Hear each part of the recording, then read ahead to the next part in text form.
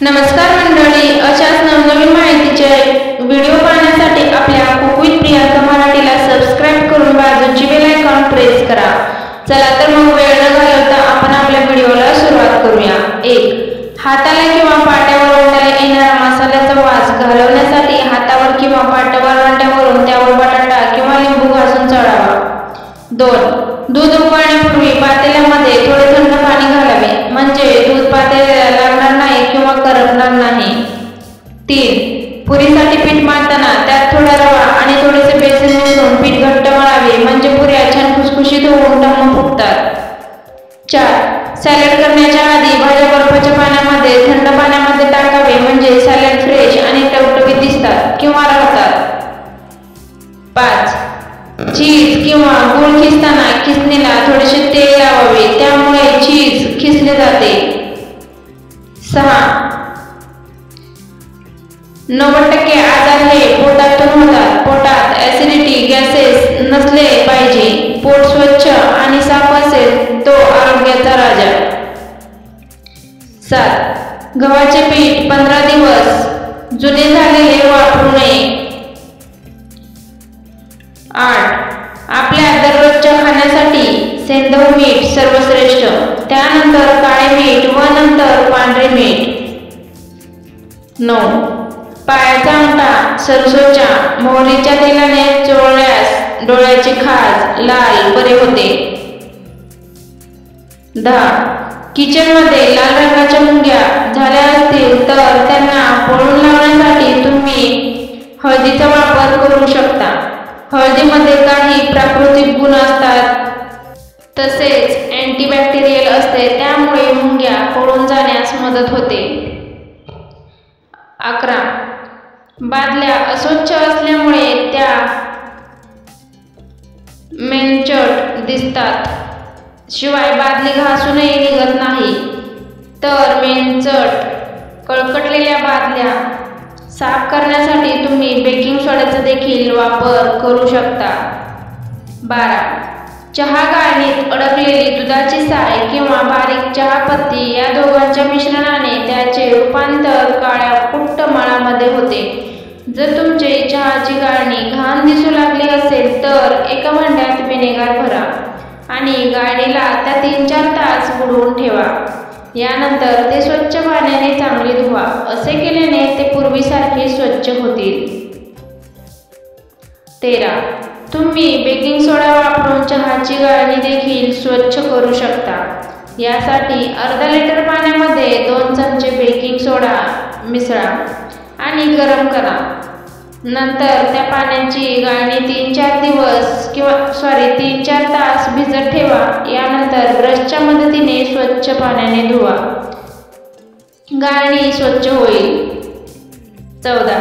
Kitchen ओटा स्वच्छ ठेवण्यासाठी भाज्या चिरणं, लसूण सोलणं, भाज्यांची साल काढणे अशी कोणतीही कामे करताना ओट्यावर आधी पेपर टाका आणि त्यानंतर ही सगळी कामं करा, म्हणजे भाज्यांची सालं, टरफलं असं काहीही थेट ओट्यावर पडणार नाही। पेपर उचलून कचरा टाकून दिला की ओटा पुन्हा चकाचक दिसेल।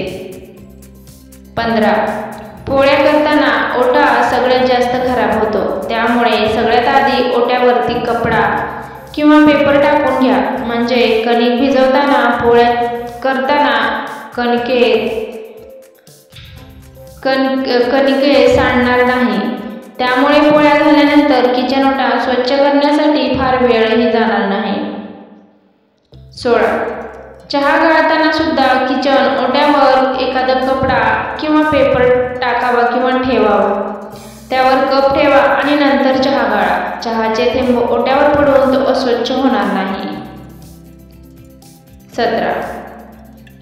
भाज्या चिरल्यानंतर चॉपिंग पॅडच्या कॉपीलर हे सगळं लगेचच उचलून घ्या, कारण ओलसर असल्यावर ते अगदी काही सेकंदातच अस्वच्छ होऊन जातात। 18. ओला कचरा टाकण्यासाठी स्वयंपाकघरात एक छोटेसे डस्टबिन ठेवा, त्याला दररोज प्लॅस्टिकची बॅग लावा। या बॅगेमध्ये स्वयंपाकघरातला सर्व कचरा टाका आणि ती कॅरी बॅग रोजच्या रोज बदला. 19. स्वयंपाकघरात हात पुसायला आणि भांडी पुसायला 2 वेगवेगळे नॅपकिन ठेवा, जेणेकरून आपण परिधान केलेले गाऊन साड्या स्वच्छ राहतील. तसेच ओटा पुसायला आणि गॅस पुसायला ही दोन्ही वेगवेगळे कपडे ठेवा. 20. किचन ओटा साफ केल्यानंतर दररोज तेलाची बॉटल, मिठाचे भांडे, तिखट मसाल्यांची डब्बा, फ्रीजचे हँडल, डायनिंग टेबलच्या खुर्च्यांची मागची बाजू यावर कपडा मारायला अजिबात विसरू नका. यामुळे स्वयंपाकघर आटोपशीर दिसू लागेल. 21. मेथीची भाजी कडू लागू नये म्हणून त्यावर शेंगदाण्याचा कूट घालू शकता. याशिवाय मेथीची भाजी शिजल्यानंतर त्यात 1 चमचा वरून तेल टाका. त्यामुळे भाजी कडू लागत नाही. 22. खिसणीवर गूळ खिसताना खिसणीला किंवा विळीला तेलाचा हात लावावा. तेल लावल्यामुळे अजिबात गूळ चिकटत नाही. 23. इडली डोश्याचे पीठ शिल्लक राहिल्यानंतर ते आंबट होऊ नये यासाठी त्यामध्ये 2 किंवा 3 हिरव्या मिरच्याचे तुकडे घालावेत. मिरच्यामुळे इडली डोश्याचे पीठ जास्त आंबत नाही किंवा जास्त आंबट होत नाही. 24. कुकरमध्ये डाळ शिजत घातल्यास नंतर शिट्टी झाली की काही वेळा प्रेशरमुळे आतील हळदीचे पाणी फसफसून बाहेर पडते. यामुळे आपला कुकर तर खराब होतच, त्याचबरोबर हे पाणी सगळीकडे उडाल्यामुळे किचन देखील खराब होते. असे होऊ नये म्हणून कुकरचे झाकण लावण्याआधी कुकरच्या काळ्या रबरी रिंगवर थोडेसे तेल लावावे. 25.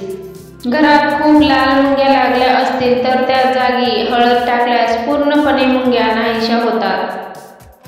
26. कोथिंबीर जर चुकून गेली असेल तर कोथिंबीरची देठ थोडा वेळ पाण्यामध्ये बुडवून ठेवल्यास सुकून गेली असेल तर कोथिंबीरची देठ थोडा वेळ पाण्यामध्ये बुडवून ठेवल्यास कोथिंबीर एकदम ताजी तवाने होईल. 27. टोमॅटो पल्प काढण्यासाठी सर्वात आधी कुकरमध्ये पाणी घेऊन त्यात मीठ घालावे आणि पाणी मग टोमॅटो शिजवून घ्यावे. अशा टोमॅटोची साल पटकन निघते आणि त्या टोमॅटोचा वापर सूप, भाजीसाठी ची ग्रेव्हीसाठी करता येतो. 28. उकडलेली अंडी गरम असताना कधीच सोलू नका. काही वेळ थंड पाण्यामध्ये ठेवा, अशाने अंड्याची सालं पटकन निघतील. 29. कांदा कापण्याआधी तो 2 भागात कापून घ्या आणि थंड पाण्यामध्ये ठेवा, अशाने कांदा कापताना डोळ्यातून पाणी येणार नाही. 30. कुकरची रबरी रिंग फ्रीजच्या वरच्या भागात म्हणजेच फ्रीजरमध्ये 15 मिनिटे ठेवायचे. यामुळे रिंग लवकर खराब होत नाही व कुकरचे प्रेशरही चांगले राहते. 31. काळ्या मसाल्याच्या वाटणाची भाजी करताना मसाला वाटताना त्यामध्ये 1 किंवा 2 हिरव्या मिरच्या घातल्यास भाजीची चव खूप चविष्ट होते. 32. कोणत्याही पालेभाज्या फ्रीजमध्ये ठेवताना कागदी पेपरमध्ये गुंडाळून फ्रीजमध्ये ठेवा, म्हणजे जास्त काळ हिरव्यागार राहतात. चुकूनही प्लॅस्टिकच्या पिशव्यांचा वापर करू नका. जर तुम्हाला ही आजची महत्त्वपूर्ण माहिती कशी वाटली ते कमेंट्समध्ये नक्की कळवा. अशाच नवनवीन टिप्स जाणून घेण्यासाठी चॅनलला नक्की सबस्क्राईब करा, लाईक करा, शेअर करा. धन्यवाद. पुन्हा भेटूया अशाच एका छानशा व्हिडिओमध्ये. तोपर्यंत टेक केअर. Bye bye.